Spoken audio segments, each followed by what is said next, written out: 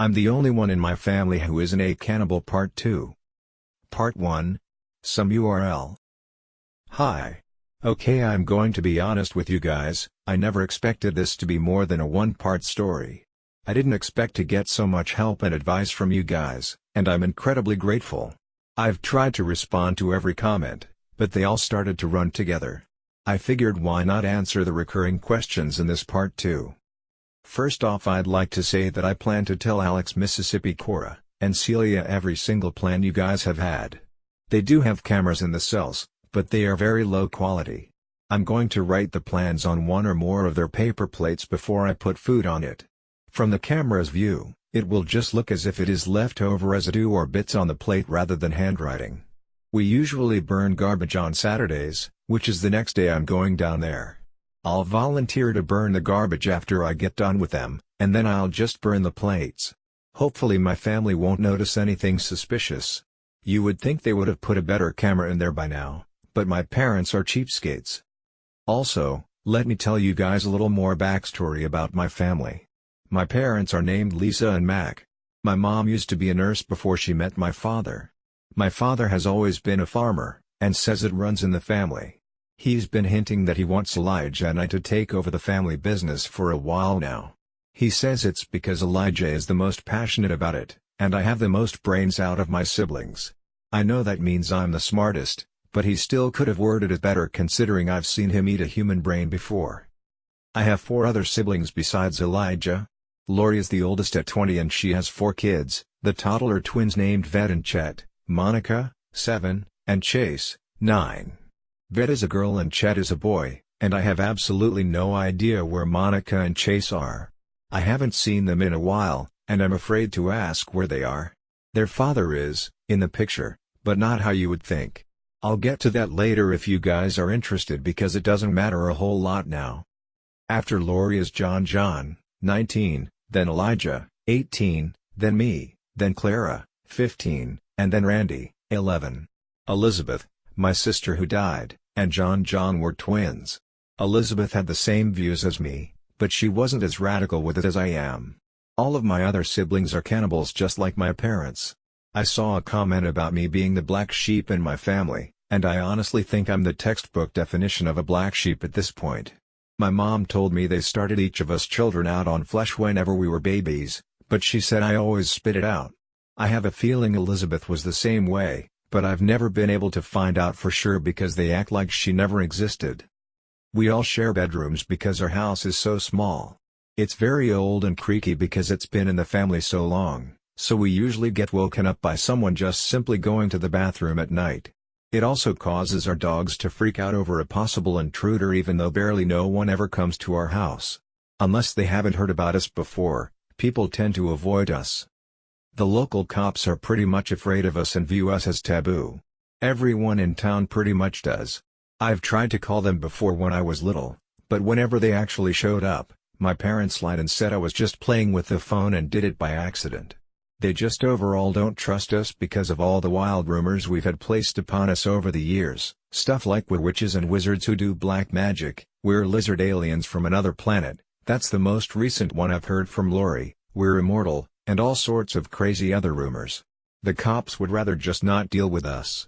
They are scared too, and they are scared to face the judgment of the surrounding community we live in.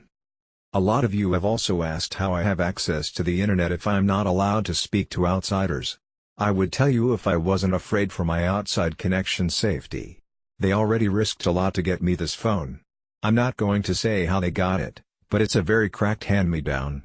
The screen is so shattered I've cut my fingers many times while typing.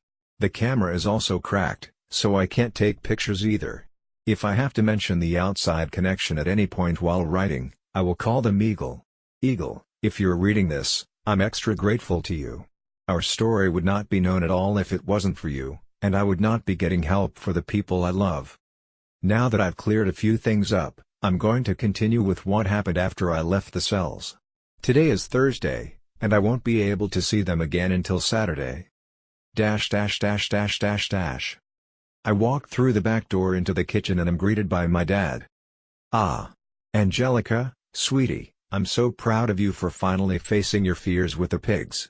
He spreads his arms wide, signaling me to come hug him, and I sheepishly listen. "Maybe one day, it'll be you and Elijah running the farm. Wouldn't you like that?" He grins at me, waiting for an answer, but luckily Chet runs through the kitchen and distracts him. I quickly run upstairs to my room as he starts baby talking the little toddler. I fall back into my bed and let out a long sigh. Visiting them always ended up making me sad, but Alex and Miss Cora were the closest thing I had to real family on the farm. I wasn't too fond of Celia yet, but no one deserved what my father planned on doing to them. Whatever that horror may be. I began to cry softly while memories of my sister drifted back to me. I was crying for a while, and at some point I must have fallen asleep because the next thing I know, my brother is banging on the door to tell me it's dinner time. I slid off of the bed and looked at my face in the mirror above my dresser. They would wonder why my eyes were so puffy.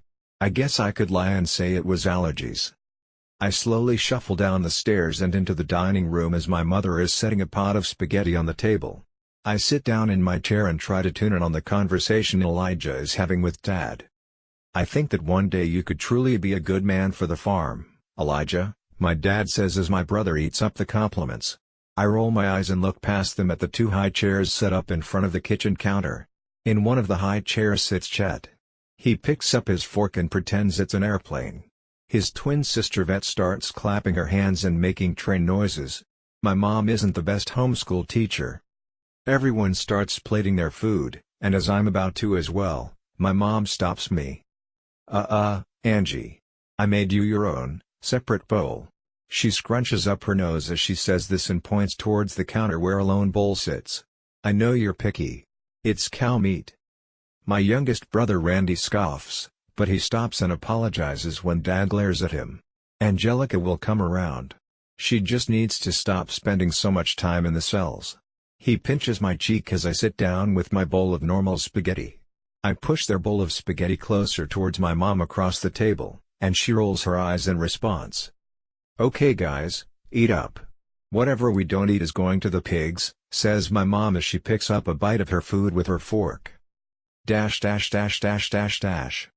After dinner, I head back up to my shared room and start on a new book I've been meaning to read. I'm about 30 pages in when Elijah knocks on my door. Instead of waiting on me to say he can open the door, he does it as soon as he finishes knocking. I put my book down and glare at him for interrupting me. "What do you want, Elijah? I thought you were helping Lori bathe the babies." "Mom said she'd help her. She told me to come see what you're doing." He walks slowly inside of the room while he scans everything like he's looking for something. He sits down beside me on the bed, and I glare even harder at him. "Y'all's room is always so boring. All you ever do is read and worry about those stupid people." His comment makes me incredibly angry, and I sit up in bed so fast that I knock my book to the floor. The hardcover smacks against the floor, causing one of the babies to start crying in the bathroom next door. "They are not stupid, Elijah. They are human beings. Just like you and me. How would you feel if someone bit a chunk out of your leg?" "I would take it as a compliment because that means I am tasty," he says with an unnerving grin on his face. I roll my eyes at him and reach down to pick up my book. I jerk back up as I feel his fingertips glide up my thigh and stop just halfway to my crotch. I swat his hand away and try to push him off of my bed, but he grabs my arms and pins them down. "What are you doing?" I yell as I squirm to get free and even try to bite him, but then he pins one of my arms with his knee and uses his now free hand to cover my mouth with a pillow. "Dad wants us to take over the farm someday. I don't get why he wants you to help me run it, but you know what we have to do. Why not get a head start on it?" He smirks at me and starts to lean towards my neck. Before he can do anything, I knee him in the groin and roll him off of me. He lands with a loud thud, which causes both of the babies to scream bloody murder. Our older sister Lori runs into the room, eyes like a deer in headlights. "What the hell are you two doing? You keep scaring Chad and Vet." She notices Elijah on the floor, close to tears, and pokes him with her foot. "What's wrong with you, you big baby?" I lie on my back, feeling completely dizzy with the overwhelming fact that I'm nothing like the average teenage girl in the book I'm reading. Her only problem is her best friend becoming popular and leaving her. Mine? Well, you just read what almost happened. Will both of you just get out? Now. Lori looks at me like I just killed both of the twins while I grab another hardback book off my nightstand and launch it at Elijah's stomach. Elijah scowls at me, then gets up quickly and scurries out of my room, Lori retreating behind him. I grab both the books off the floor, and place them on my nightstand. After closing the door, I climb under the covers, pull out my flip phone, and fall asleep staring at the picture of Elizabeth and I with tears running down my face.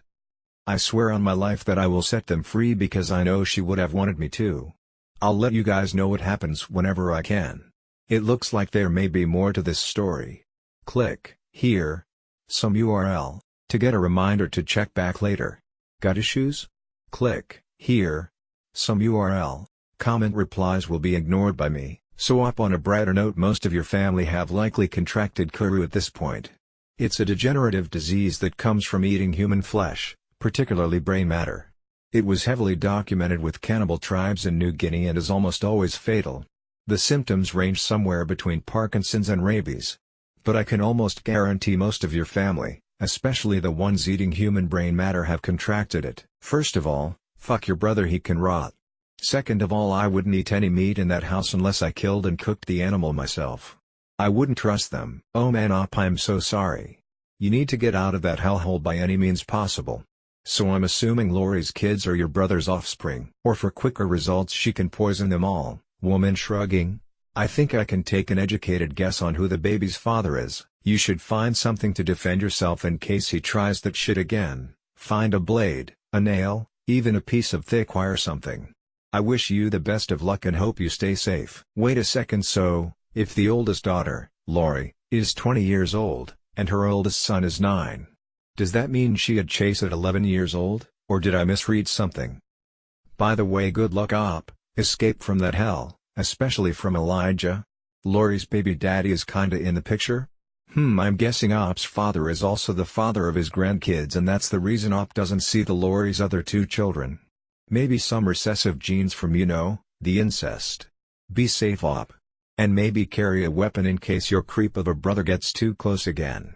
Turkey, if you need a new phone, you can find one ready and prime behind Dogwood Hill under the nest.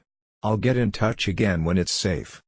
Eagle, you have to get out of there, Op. Always carry something to defend yourself from your brother and your dad. I'm so angry reading what he wanted to do. I'm glad you beat him, but he won't stop, so don't feel guilty if you have to get rid of him for good. And as for your family, I think it's time you teach them a lesson.